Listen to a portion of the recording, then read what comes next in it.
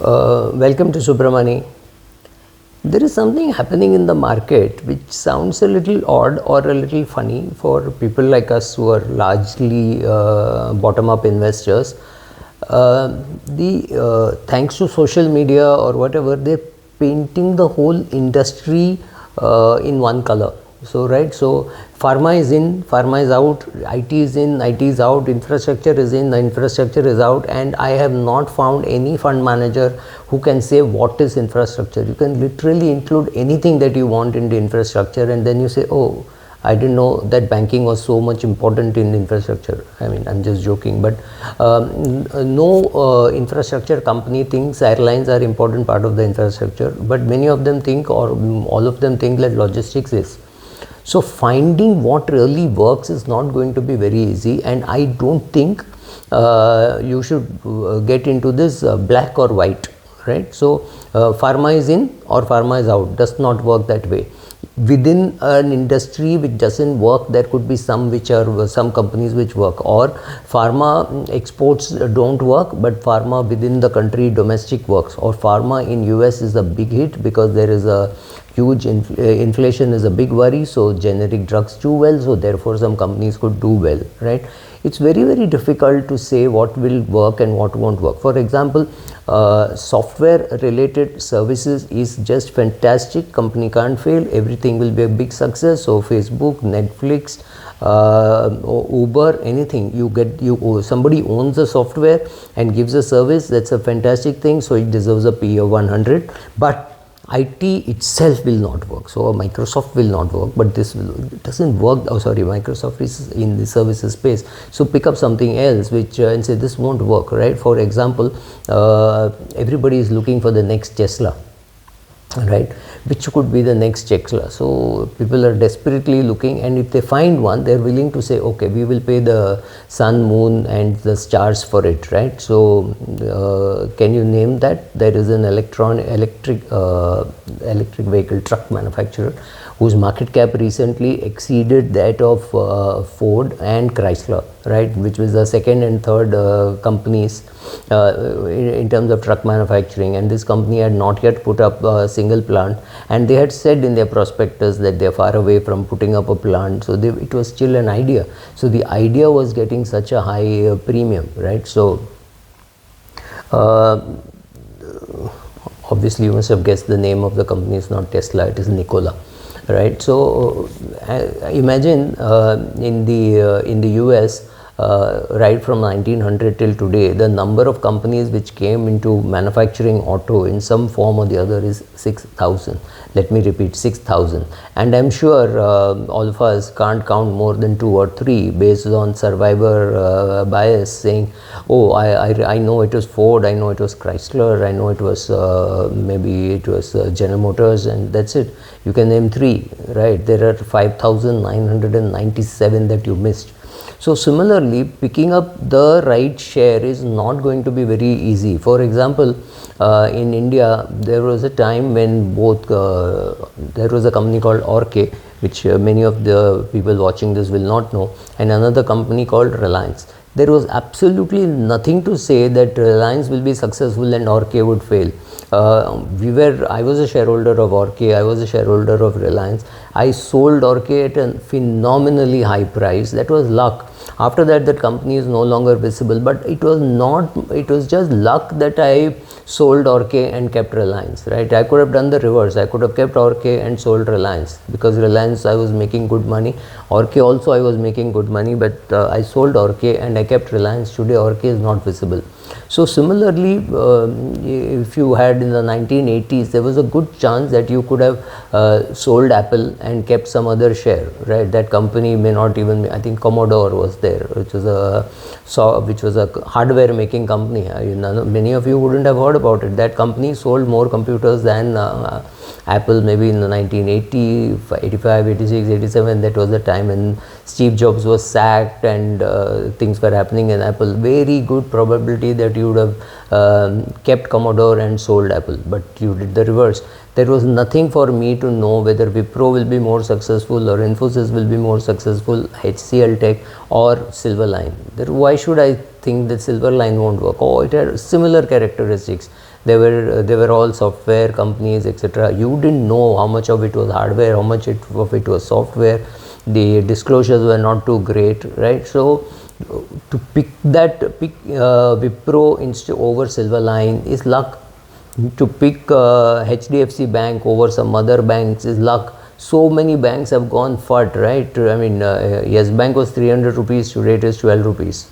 That kind of value destruction, if it had happened for you, you would have just said no more banks, right? So any of that could have happened to you and me, and it's more luck and some kind of skill and intuition, and say, oh, this combination of promoters I won't touch, this merchant banker I won't touch, this auditor I won't touch, this surname I won't touch, this physical location I won't touch. So you start eliminating.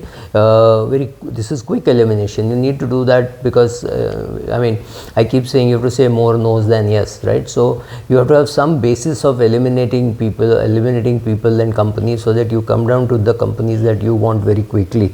It's not very easy to do that, but you have to put in place a process by which this whole thing happens. So why am I saying all this? It's because okay, I've got some numbers on Commodore. Commodore sold 34% of 8 million PCs. Less than 10 years later, that company was bankrupt and liquidated. And 1985 was also the year when Apple laid off a lot of people, and Steve Jobs was sacked. And well, that was the time, good chance that you would have put money in Commodore rather than you would have putting money in Apple. You wouldn't have put money in Apple. In fact, if you had money in Apple, you would have sold and said, thank God, when all this mess of sacking the promoter, etc. is happening, luckily I'm not a shareholder. So question is, how many companies come in and how many companies stay, how many companies survive, how many companies do well. So, and how long can they hold on to that advantage which they have, like a Walmart, right? So many Indian retailers came and so many shut down. So DMart is a hit. Subiksha was a failure, right? So you never know what will come, what will stay. So how do you pick up the winners, and how long will you stick to that, right? You bought a good winner, it did well, then it dipped. You bought it at 100 rupees, it dipped down to 25 rupees, and at that stage you lost patience and sold off. You would have gone, and then from 25 it went to 2,500 or 25,000, split bonus, etc. So getting yourself into the right company, getting yourself staying in during the turbulent time, and sometimes selling makes sense, because I had Silverline bought at 10 rupees at the IPO. I sold it at 500 or 400 or 500, and then I had the mortification of seeing it go to 1,300 and then dropping down to 6. What stopped me from not buying it back at 100 rupees, saying I've sold it at 300 or 400 or 500, so why not buy it back at 100? I just didn't buy it, right? So again, was it skill? No, it was luck. So I mean, it's easy to say that it was where is the skill and where is the luck. What happens in the market is, the market will tell you the direction is right. So SaaS service provider, software as a service provider, is a great hit. After that, picking the winner is not something which the market can do.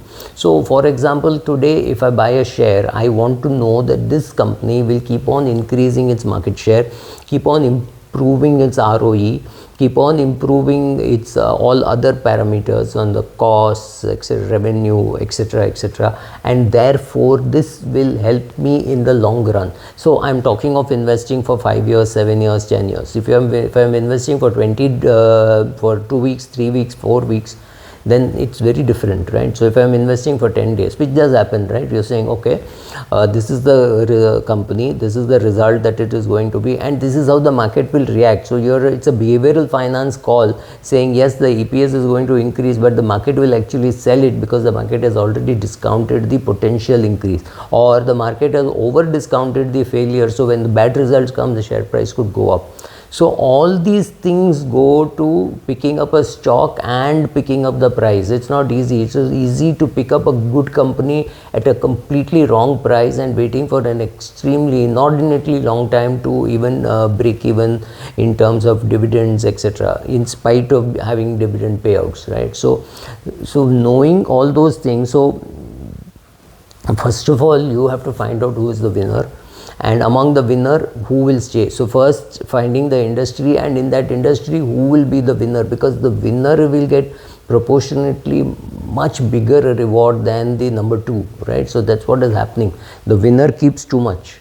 So if the winner keeps too much, you knew you had bet money on Netflix, you made money, you bought Netflix here, Netflix went here, you sold, you did not sell, okay, you did not sell, and then it came down. So your overall R or CAGR is bound to get affected by the fact that Netflix is not doing as well as it was doing some time back, maybe two years back, right? So, and it is not as though, I mean, when Facebook and Google came, people knew one thing, that they will collect a lot of revenue from advertising, but nobody knew that they would create so many new ads. For example, if I am doing a public session where people have to pay money and attend my session, and I'm doing it in Chennai or I'm doing it in Ahmedabad, I can go to Facebook and I can go to Google and advertise exactly in that location.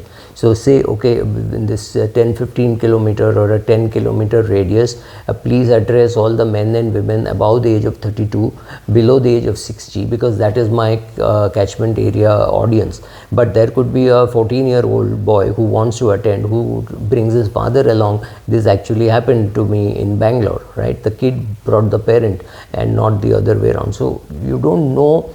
I mean, I didn't know that Google and Facebook will be able to create so many ads. Earlier, you thought advertising is only for big, huge corporates who could take a full page ad in the Times of India or Hindu Business Line.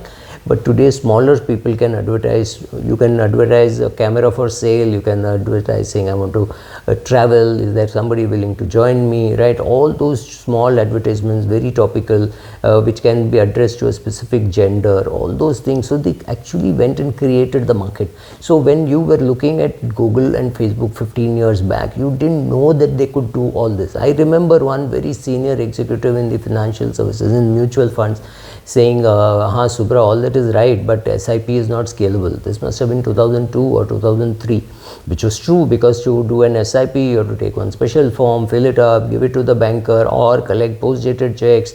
So you've collected checks till July 2023, then you get delayed, you go to the client only in August. Client says, oh, I have to get the check from the bank. Then she gets the checkbook in September, so you start in October. You've missed 3 months, but today it can be done electronically. So therefore, mutual fund selling or SIP is scalable. Earlier it was not. So knowing which company to buy, what is a scalable business, whether the management has the integrity to keep some for itself and share it with you, all these together, and then being able to say, okay, they have done this, and then they make bad decision, price goes down. At that stage, what to do? Do you have the ability to interact with the promoters?